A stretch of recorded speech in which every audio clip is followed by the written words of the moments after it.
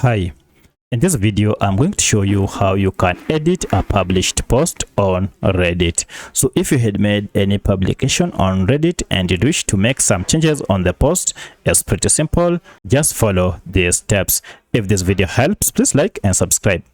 To edit your post, first go to the post that you made. So I had made a post on my Reddit community, so I'll head to communities here and find the community, which is this.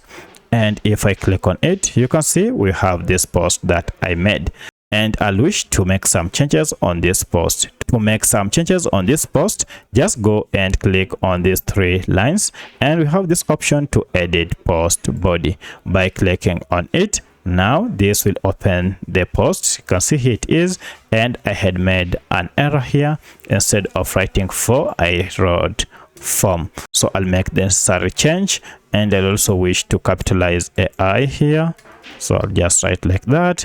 And once you have finished your changes and everything looks good, now you can save the changes, and now the changes will have been made.